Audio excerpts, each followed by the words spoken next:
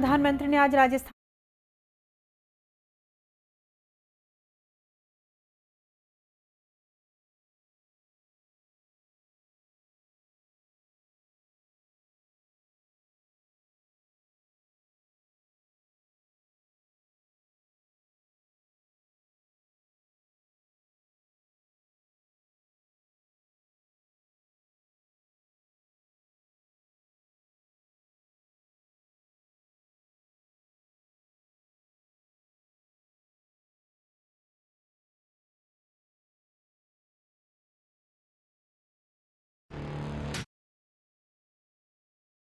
लेने के लिए बच्चों के साथ बड़ों में भी उत्साह।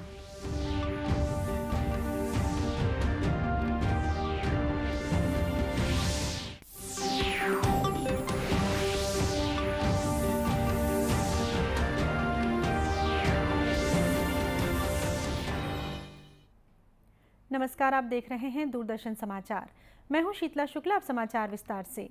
प्रधानमंत्री नरेंद्र मोदी ने आज राजस्थान के नाथद्वारा में 5,500 करोड़ रुपए से अधिक की विकास परियोजनाओं का शुभारंभ और शिलान्यास किया। इन परियोजनाओं का उद्देश्य क्षेत्र में बुनियादी ढांचा और संपर्क सुविधा बढ़ाना है। इस मौके पर प्रधानमंत्री ने अपने संबोधन में कहा कि जिन परियोजनाओं का शुभारंभ हो रहा है उनसे राजस्थान की कनेक्टिविटी को नई ऊंचाइयां मिलेंगी। उन्होंने कहा कि शहरों और गांवों में कनेक्टिविटी बढ़ती है तो दूरियां कम होती हैं। प्रधानमंत्री ने कहा कि वोट की राजनीति तक सिमटे हुए दलों ने विकास को प्राथमिकता नहीं दी।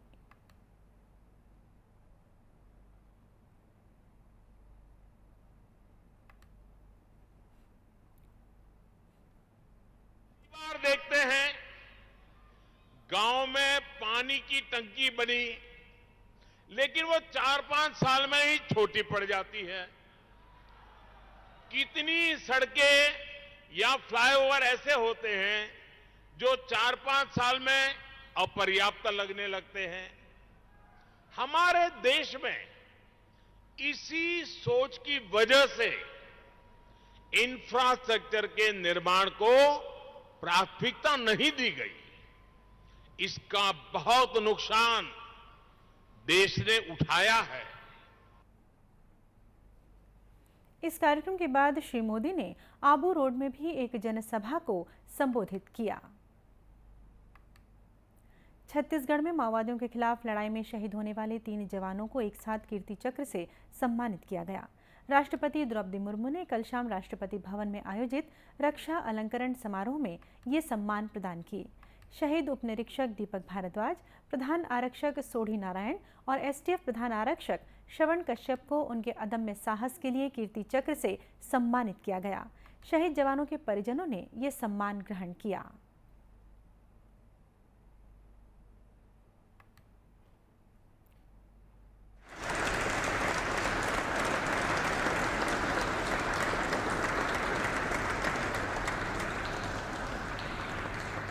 स्वर्गीय श्री सोढ़ी नारायण की धर्मपत्नी श्रीमती सुशीला सोढ़ी,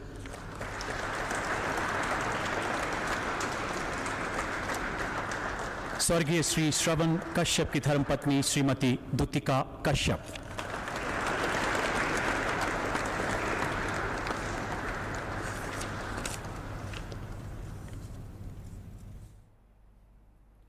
समारोह में राष्ट्रपति ने सशस्त्र बलों, केंद्रीय सशस्त्र पुलिस बलों और राज्य तथा केंद्र शासित प्रदेश के पुलिसकर्मियों को 8 कीर्ति चक्र, इनमें 5 पदक मरणोपरांत तथा 29 शौर्य चक्र, जिनमें 5 पदक मरणोपरांत प्रदान किए। समारोह में प्रधानमंत्री नरेंद्र मोदी, रक्षा मंत्री राजनाथ सिंह और सूचना और प्रसारण मंत्री अनुराग सिंह ठाकुर भी उपस्थित रहे। छत्तीसगढ़ माध्यमिक शिक्षा मंडल की 12वीं और 10वीं बोर्ड परीक्षाओं के परिणाम आज घोषित कर दिए गए। रायपुर स्थित मंडल के सभागृह में स्कूल शिक्षा मंत्री डॉक्टर प्रेमसाय सिंह टेकाम ने नतीजे जारी किए। रायगढ़ की विधि भोसले 12वीं की टॉपर रही हैं, वहीं जांजगीर के विवेक अग्रवाल दूसरे स्थान पर हैं। 10वीं में राहुल यादव ने पहला स्थान हासिल किया है। स्कूल शिक्षा मंत्री ने मीडिया से चर्चा करते हुए बताया कि 12वीं में 79% से अधिक और 10वीं में 75% से ज्यादा बच्चे उत्तीर्ण हुए हैं।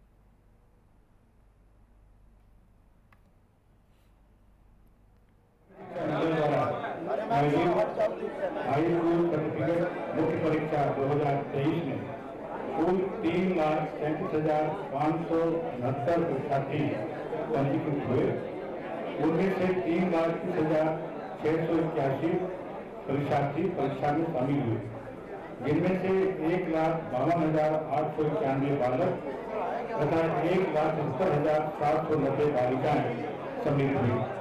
इनमें से 3,20,055 परीक्षार्थियों में परीक्षा परिणाम घोषित किए गए। घोषित परीक्षा परिणाम में से उत्तीर्ण विद्यार्थियों की कुल संख्या 2,43,721 है, अर्थात कुल 75.05% विद्यार्थी उत्तीर्ण हुए।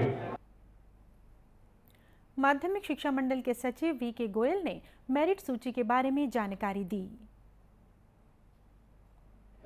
10 वर्ष का परीक्षा परिणाम था। कक्षा 10वीं में 0.8% की वृद्धि हुई है और कक्षा 12वीं में 0.66% की वृद्धि हुई है। इस बार जो अस्थायी मेरिट सूची जारी की गई है, कक्षा 10वीं में टोटल 48 छात्र मेरिट सूची में है और कक्षा 12वीं में 30 छात्र मेरिट सूची में है। कक्षा 10वीं की जो मेरिट सूची है उसमें 19 छात्र ट्राइबल क्षेत्र से हैं। जसपुर से 12, कांकेर जिले से 4, सरगुजा जिले से 3 और सूरजपुर जिले से 1। इसमें से 19 छात्र जो हैं वो ट्राइबल क्षेत्र से हैं। 48 जो मेरिट जारी की गई उसमें 28 लड़कियां हैं और 20 लड़के हैं। स्वामी आत्मानंद स्कूल के 10 बच्चे मेरिट में स्थान प्राप्त किए हैं और जो प्रथम श्रेणी में प्रथम स्थान प्राप्त किया वो स्वामी आत्मानंद स्कूल से ही है, दसपुर नगर से। शासकीय स्कूल के कुल 23 छात्र मेरिट सूची में हैं और प्राइवेट स्कूल के कुल 25 छात्र मेरिट सूची में हैं।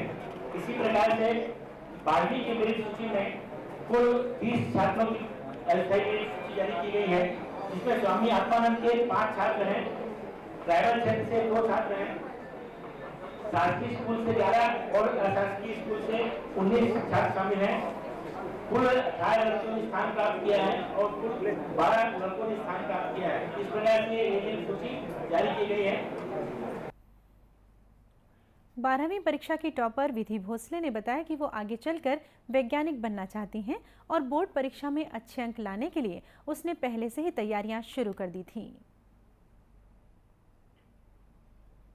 सपना है मैं आगे चल के साइंटिस्ट बनूं, तो मैं एग्रीकल्चर फील्ड से साइंटिस्ट बनना चाहती हूँ। साल के स्टार्टिंग से ही बहुत ज़्यादा मेहनत की थी और पूरे लगन से अपना पढ़ाई करना है। स्कूल में पढ़ाई का बहुत ज़्यादा पूरा माहौल था और पढ़ाई पर ज़्यादा फोकस था हमारा। समस्या तो ज़्यादा नहीं था, घर में पूरा पढ़ाई का ही माहौल था और स्कूल में भी पढ़ाई तो समस्या नहीं था, बस पढ़ाई पर करना है।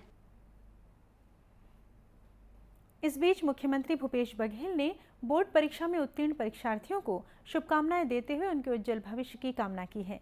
उन्होंने बताया कि 12वीं और 10वीं की परीक्षा में टॉप 10 में स्थान प्राप्त करने वाले विद्यार्थियों को हेलीकॉप्टर राइड कराया जाएगा। श्री बघेल ने यह भी कहा कि जिन बच्चों को आशा के अनुरूप परिणाम प्राप्त नहीं हुए हैं वे आगे और मेहनत करें। कर्नाटक विधानसभा चुनाव के लिए आज मतदान हुआ। शाम 5 बजे तक 65% से अधिक मतदान हो चुका था। मतदान सुबह 7 बजे शुरू होकर शाम 6 बजे तक चला। यहां विधानसभा की 224 सीटों के लिए कुल 2,615 उम्मीदवारों के बीच मुकाबला है। 58,545 मतदान केंद्रों पर मतदान कराया गया। आज मतदान केंद्रों में प्रमुख राजनीतिक दलों के वरिष्ठ नेताओं ने अपना वोट डाला। मुख्यमंत्री बसवराज बोम्मई, पूर्व मुख्यमंत्री बीएस येदियुरप्पा ने अपने परिवार के साथ मतदान किया। वित्त मंत्री निर्मला सीतारामन ने बेंगलुरु में मतदान केंद्र पर वोट डाला। भाजपा सांसद तेजस्वी सूर्या ने भी बेंगलुरु में मतदान किया। कांग्रेस नेता और पूर्व मुख्यमंत्री सिद्धारमैया और जगदीश शेट्टार ने अपने अपने वोट डाले। जैसे जैसे समय बढ़ता गया, अधिकांश मतदान केंद्रों पर मतदाताओं की लंबी लाइनें दिखाई दी। बड़ी संख्या में युवा मतदाता भी वोट देने के लिए पहुंचे थे। कर्नाटक विधानसभा चुनाव के लिए मतगणना 13 मई को होगी और इसी दिन नतीजे भी घोषित किए जाएंगे। प्रधानमंत्री सुरक्षित मातृत्व योजना की मदद से बिलासपुर जिले में गर्भवती महिलाओं को बेहतर देखभाल के साथ सुरक्षित प्रसव सुविधा मिल रही है। योजना के तहत हर महीने की 9 तारीख को गर्भवती महिलाओं के स्वास्थ्य की जांच की जाती है। शहर के राजकिशोर नगर स्थित शहरी प्राथमिक स्वास्थ्य केंद्र की प्रभारी चिकित्सा अधिकारी डॉक्टर आकांक्षा झा ने बताया कि गर्भवती महिलाओं की सोनोग्राफी और लैब टेस्ट मुफ्त में किया जाता है।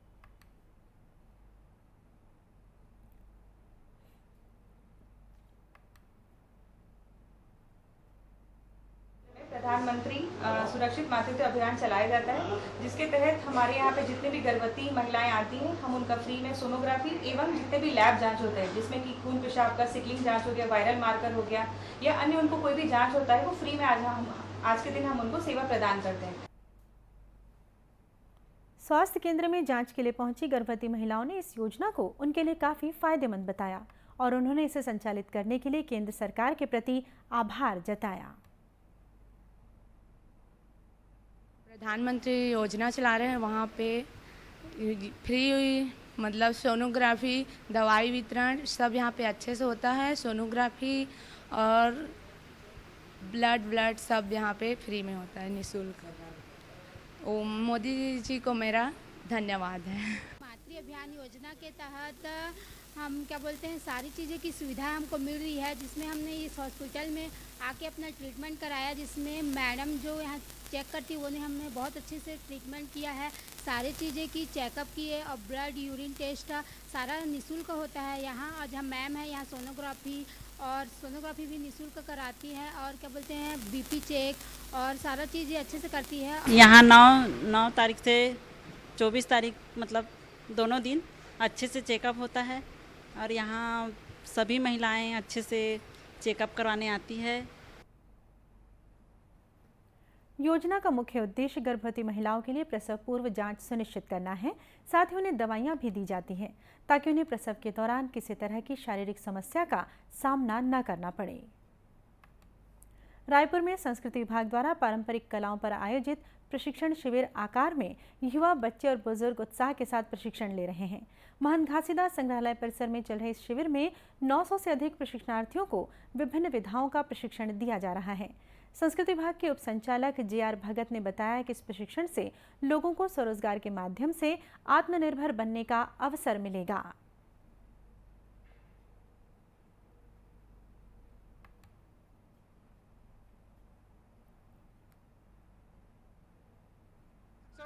विशेषताएं ये है कि इस प्रशिक्षण में हमारे जो छत्तीसगढ़ की जो कलाएं हैं, उन सारी कलाओं को मतलब जो है कलाओं का एक तरह से हम उसको प्रचार प्रसार में करने के उद्देश्य से और छत्तीसगढ़ की कलाओं से हमारी जो आने वाली पीढ़ी हैं, बच्चे हैं और ये हैं, वो उस चीज़ को महसूस कर सकें, उस चीज़ को समझ सकें और आगे चल के उसका प्रशिक्षण प्राप्त करने के पश्चात वो अपनी रोजगार का एक साधन भी उसको बना सकते हैं। संस्कृति विभाग के अधिकारियों ने बताया कि आकार शिविर में पंजीकृत प्रतिभागियों को mural art, paper mache, clay art, cast, बांस शिल्प और मूर्तिकला सहित अन्य विधाओं का प्रशिक्षण दिया जा रहा है। प्रशिक्षण कार्यक्रम 19 मई तक चलेगा। केंद्र की मोदी सरकार की 3 जन सुरक्षा योजनाओं को 8 साल पूरे हो गए हैं।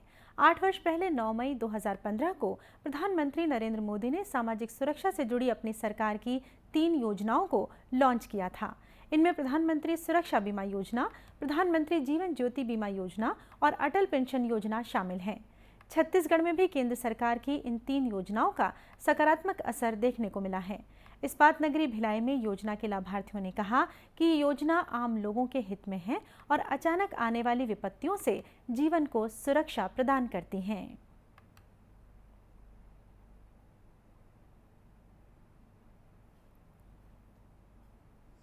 योजना से हमें तो बहुत लाभ हुआ है और अनेक परिवार ऐसे लाभान्वित हुए हैं। मैं धन्यवाद ज्ञापन देता हूँ हमारे आदरणीय प्रधानमंत्री माननीय नरेंद्र मोदी जी को, जिन्होंने 9 मई सन 2015 को इस योजना को लागू किया था। लगभग पूरे 8 वर्ष पूर्ण हो चुके हैं। यह योजना बहुत ही कम प्रीमियम पर हमारे को 2 लाख रुपए का कवरेज देती है। मेरे ख्याल से जहाँ तक 436 रुपये प्रति वर्ष इसका प्रीमियम है।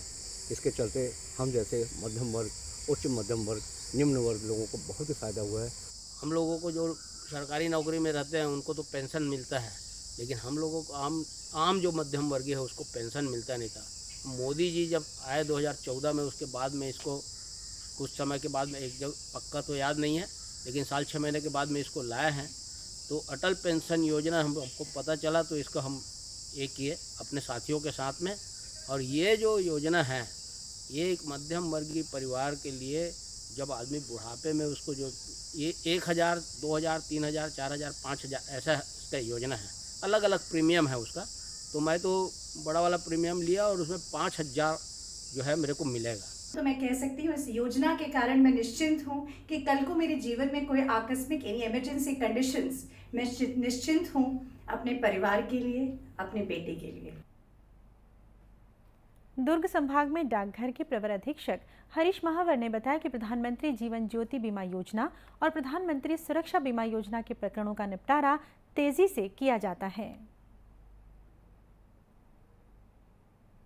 सुरक्षा बीमा योजना, प्रधानमंत्री जीवन ज्योति बीमा योजना और अटल पेंशन योजना, ये तीनों सामाजिक सुरक्षा योजनाएं हैं जिसे माननीय प्रधानमंत्री महोदय जी ने की पहल से ये चालू हुई हैं और ये सभी वर्गों के लिए बहुत उपयोगी है और बहुत लाभ देने वाली योजनाएं हैं। गौरतलब है कि प्रधानमंत्री जीवन ज्योति और प्रधानमंत्री सुरक्षा बीमा योजना 1 वर्ष में एक बार भुगतान वाली बीमा योजना है जिसका प्रतिवर्ष नवीनीकरण किया जाता है। और इसी के साथ ये समाचार बुलेटिन समाप्त हुआ। नमस्कार।